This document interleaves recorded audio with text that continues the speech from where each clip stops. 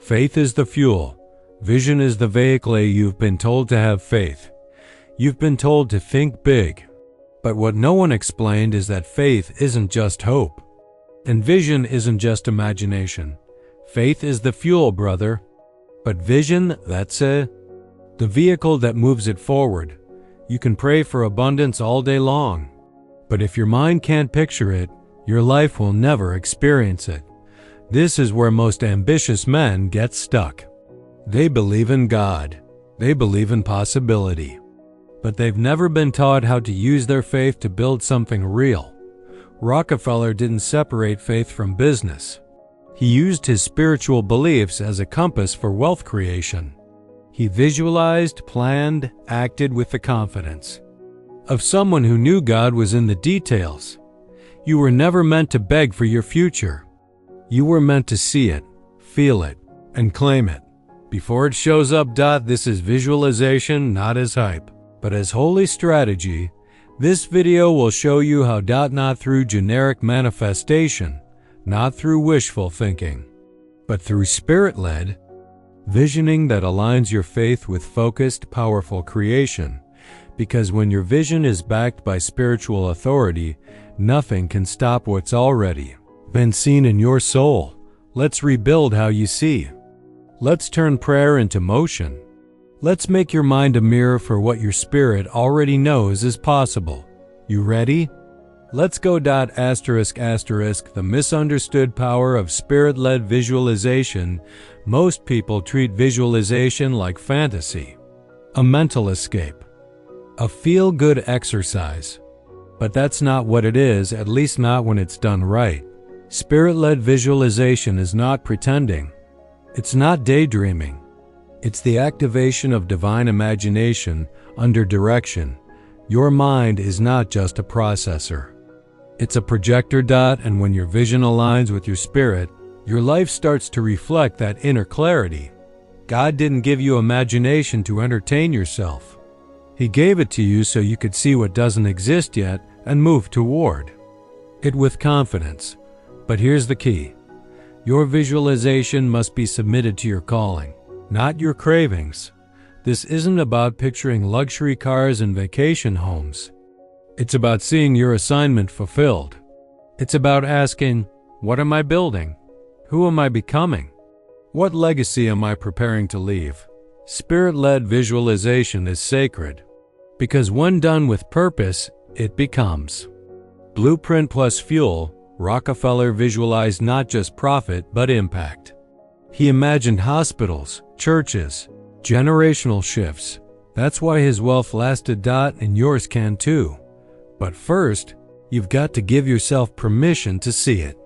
Not through ego, through clarity. Not through pressure, through purpose. So take a breath. Ask your spirit to show you what your life could look like if you stopped shrinking, if you stopped playing small, if you aligned with everything you were made to become. Hold that picture.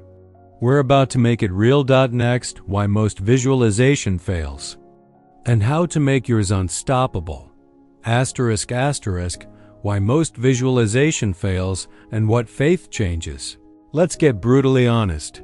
Most people who visualize get zero results. Why? Because their vision is built on wishful thinking, not spiritual conviction. Close their eyes, see a mansion, a bank account, a lifestyle. But when they open them again, nothing changes. Why? Because visualization without faith and follow-through is just fantasy.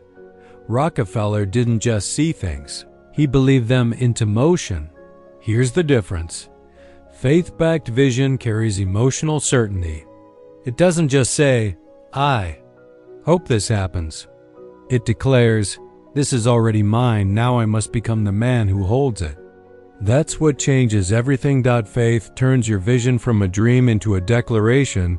It rewires your behavior. It alters your standards. It builds the pressure of alignment. You can't go back to old patterns once your spirit has seen what's possible.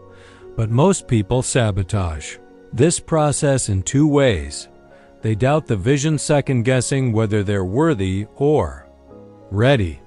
They detach from action, thinking that visualizing is enough to bring results. Let's be clear. Visualization is not magic. It's the mental rehearsal of your future, powered by divine belief and confirmed by bold movement. You want to be wealthy? Then visualize like a builder, not a beggar. See it with spiritual authority, then align your calendar, your habits, and your circle to match it. Because faith without action is dead, and vision without movement is delusion. But when your inner picture is so clear that it makes passivity feel painful, you're finally ready to move. Let's keep going. Now it's time to go deep into the biblical roots of this mental weapon you carry. The biblical roots of mental vision. You might think visualization is a modern idea.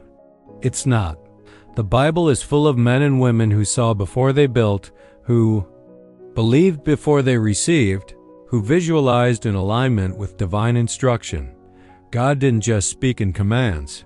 He often spoke in visions. Abraham was shown the stars in the sky to represent his descendants. Joseph dreamed of influence while still in chains. Moses saw the promised land before leading anyone out. Jesus endured the cross for the joy set before him. That's vision. This isn't new age fluff. This is ancient strategy. The kingdom is built through men who can see before they act. Because if you can't picture it, you won't pursue it. If you can't feel it ahead of time, you'll quit when reality doesn't match your expectations. God never calls us to blind hustle. He calls us to see, believe, move in that order. Rockefeller understood this too. He didn't just hope business would grow. He imagined it, mapped it, walked it out step by step. His vision became prayer. His prayer became principle. His principle became policy. That's the pattern. So if you're a man of faith, don't apologize for visualizing wealth, impact, leadership. What matters is the source of the vision. Is it led by your ego or by your calling? A God vision never stops with you. It multiplies through you. And when that happens, you don't just imagine riches. You start building something holy with them. That's the power of biblical visualization. Not for vanity, but for victory. Next, we explore the tool God gave you to turn these visions into movement. Your imagination. Your imagination.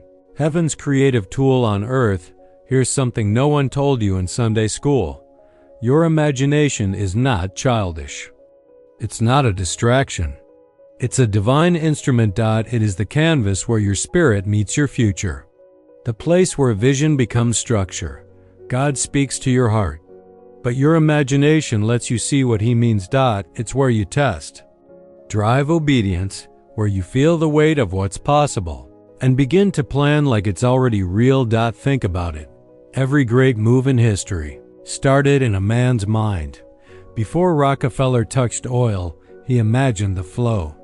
Before Nehemiah rebuilt the wall, he walked the ruins in silence. Before David faced Goliath, he pictured the victory before the first stone flew. Imagination isn't just creative, it's strategic, but most men misuse it. They use imagination to escape, not to envision. They imagine failure, loss, what could go wrong. They visualize their fears more than their faith. That's why anxiety grows.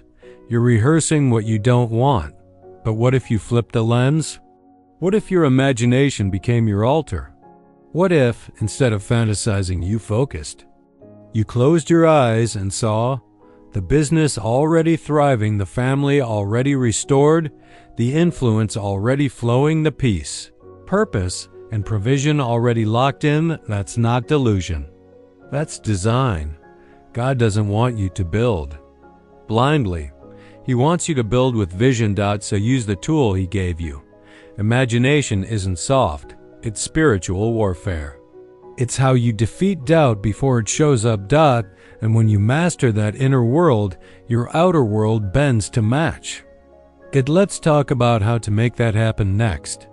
How to visualize with authority, not wishful thinking.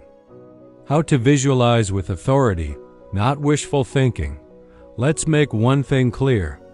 You're not visualizing for comfort. You're visualizing for construction. This is not about creating a mental highlight reel to escape your problems. It's about building the mental blueprint you will build upon in real life. Most people visualize passively. They close their eyes, float through a fantasy, then go back to doubt and distraction. But not you. You're here to see with authority. So how do you do it? Step 1. Set the atmosphere you don't visualize in chaos. Create space, silence, presence, even prayer. Get into alignment before you start. Step 2. Be specific and just imagine success. Visualize the room, the numbers, the faces, the handshake, the impact. The clearer the vision, the sharper the action. Step 3. Add emotion. Feel it. What does peace feel like? What does power feel like? Let your body register the truth of the vision before it's real. Step 4. Align. Identity. See yourself as the man who already lives there. Speak from that identity. Move like him. Think like him. This is where faith becomes tangible. You stop asking, will it happen?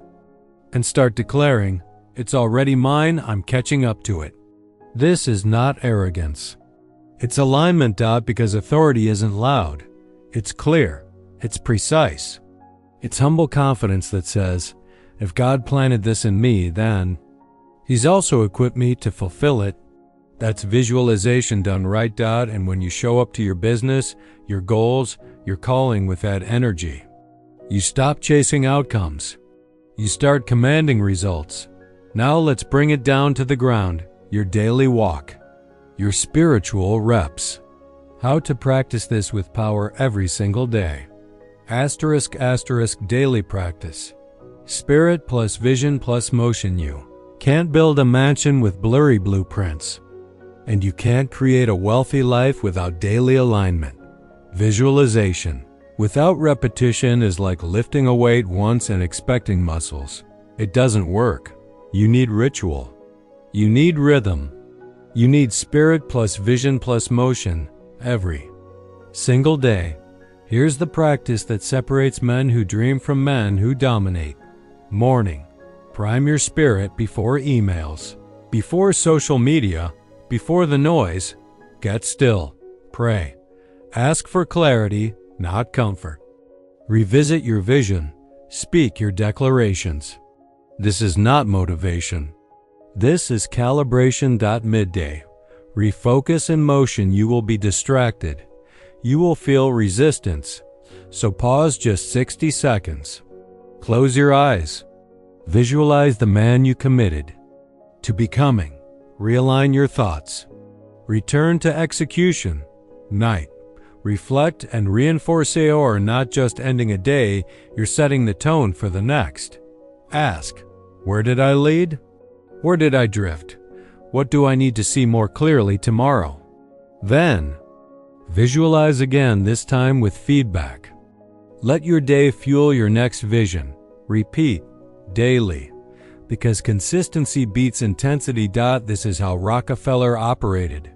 He didn't just set goals. He rehearsed greatness. He lived in advance, and then brought it to life with discipline. You can do the same, but only if your vision becomes more than a Sunday thought. It has to become a daily experience. So here's your challenge. Don't just believe. Build. Don't just visualize. Move. Don't just hope. Declare, act, and refine. We're almost there. Let's close it with strength. One final reminder. You don't hope for wealth. You see it. You claim it. You build it. ***. You don't hope for wealth. You see it, claim it, build it. Let's wrap this up like builders, not dreamers. The world is full of men who hope. They hope their situation will change. They hope the money will come. They hope God will bless them one day. But hope without clarity is just spiritual procrastination. God didn't design you to wait for proof. He designed you to move in faith. He gave you a mind to picture, a mouth to declare, a body to act out, and now you have a blueprint. You've seen what spirit-led visualization really is. It's not hype. It's not manifesting cars and clout. It's a sacred strategy that aligns your inner world with God's vision for your life. So what's next? You start building. You install the habit. You protect the picture. You get quiet when the world gets loud. And when doubt whispers, who are you to live like that? You answer back, I'm the man God chose to carry this vision, and I won't bury it. This is your moment. You don't need more signs. You don't need approval. You don't need perfect timing. You just need to believe like it's real. Move like it's now and build like it's yours. Because it is. God doesn't play favorites. He partners with the faithful. You've been given vision. Now build it into wealth, into legacy, into something your children will one day call home. Let the world watch you rise. Let heaven cheer you on. Let your actions scream what your spirit already knows. You were never chasing money. You were claiming a mantle. Now, go walk in it. The wealth isn't coming. It's already waiting for the man bold enough to go and get it.